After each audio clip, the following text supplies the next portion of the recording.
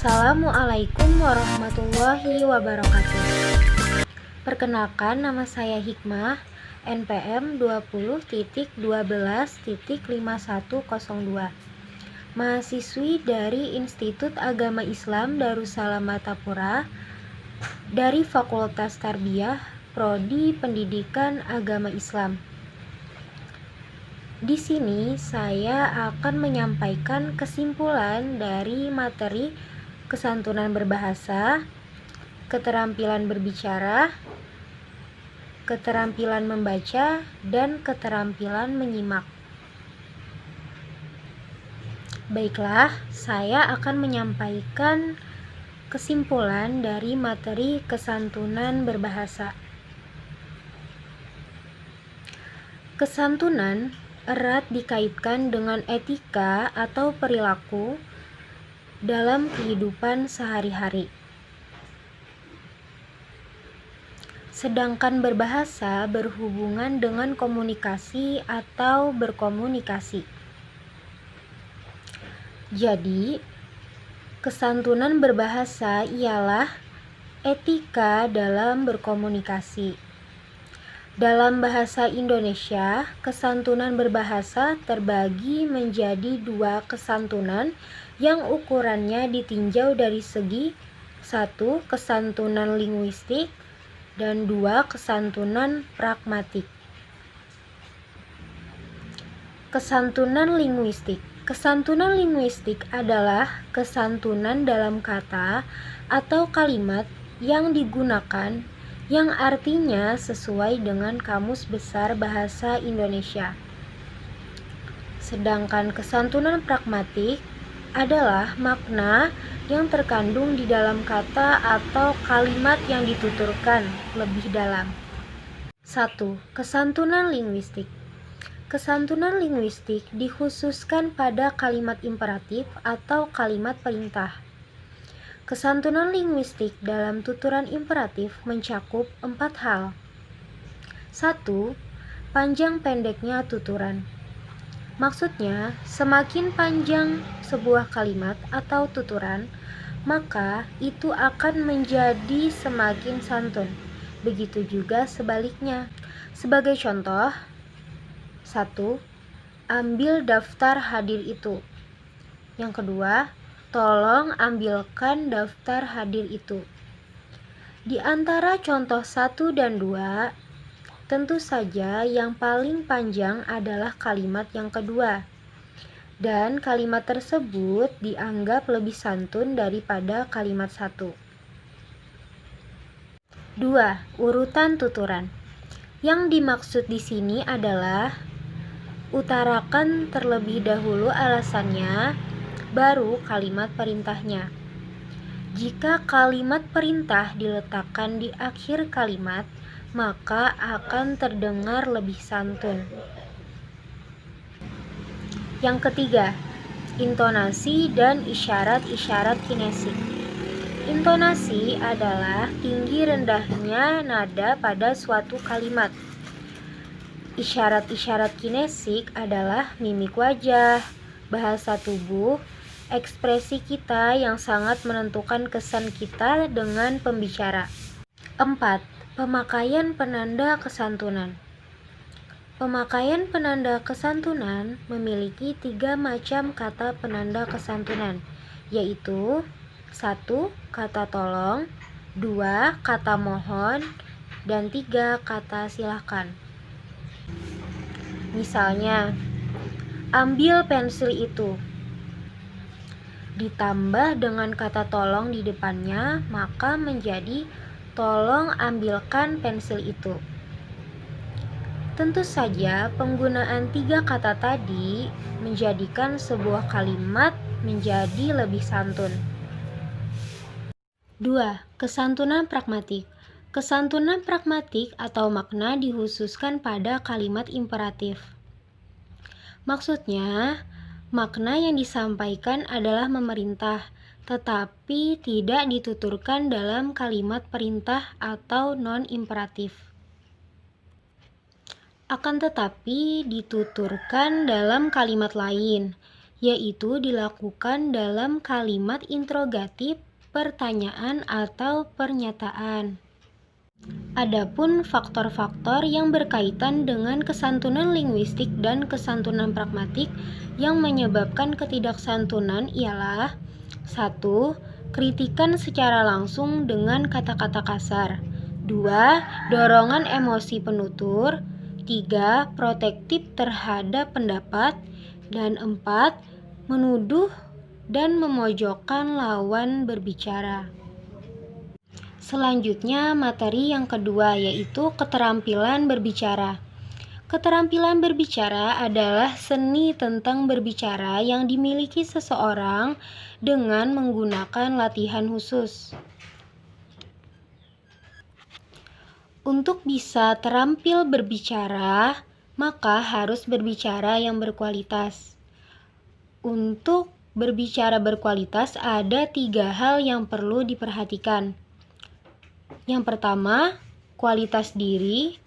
2. Kualitas materi. Dan 3. Kualitas cara penyampaian. 1. Untuk meningkatkan kualitas diri, ada beberapa hal yang perlu diperhatikan. 1. Menciptakan daya tarik atau aura yang paling menarik dalam diri. Jadi, ciptakanlah aura atau kualitas diri yang paling menarik. 2. Fokus kepada pendengar. Seseorang yang ingin meningkatkan kualitas bicaranya, ia harus memahami bagaimana cara memuaskan semua para pendengar yang berbeda-beda tipe.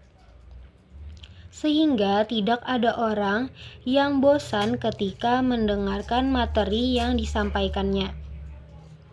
Yang ketiga, menguasai proses, yaitu mengetahui bahasa yang tidak kita ketahui.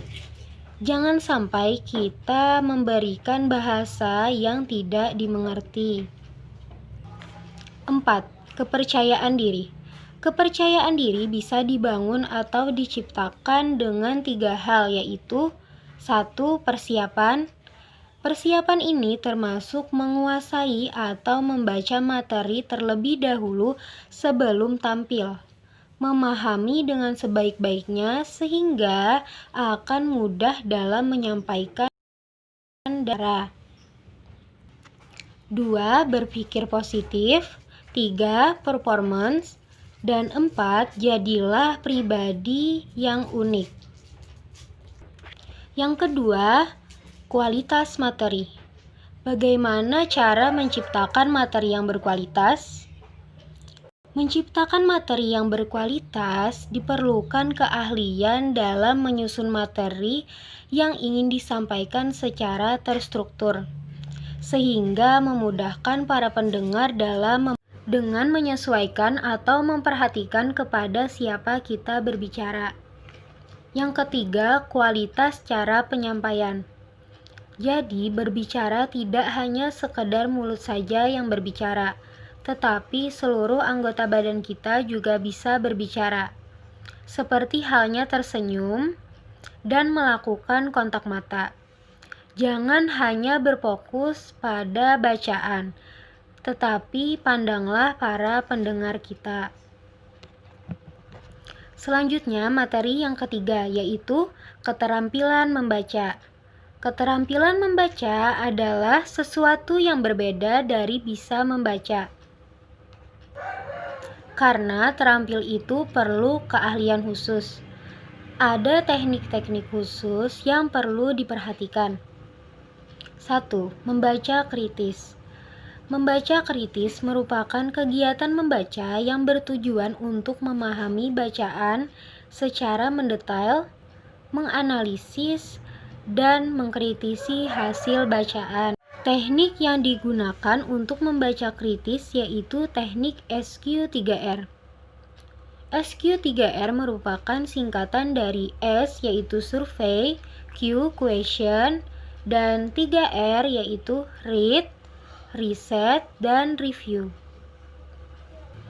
Selanjutnya, langkah-langkah yang dilakukan untuk melakukan SQ3R yaitu survei.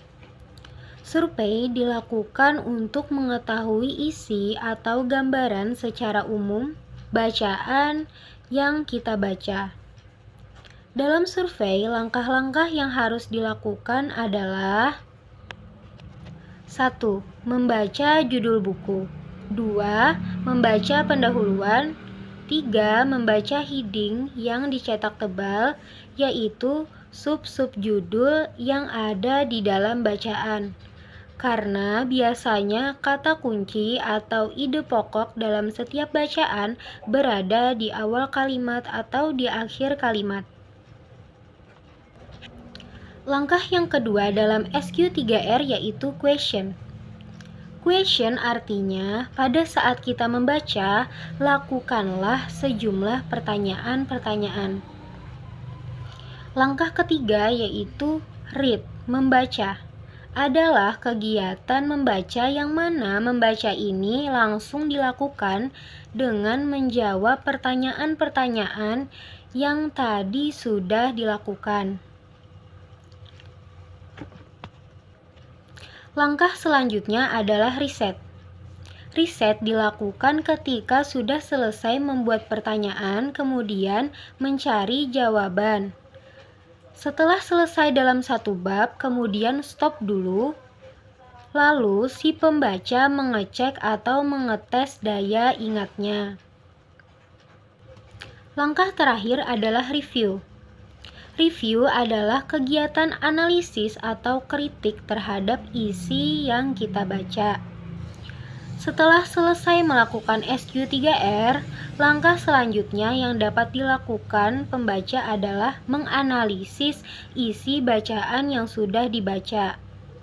Dalam kegiatan ini, pembaca diharapkan bersikap tidak mudah percaya terhadap apa yang dituliskan oleh penulis, namun melakukan pencarian data atau fakta-fakta sehingga dapat mengimbangi tulisan yang disajikan oleh penulis.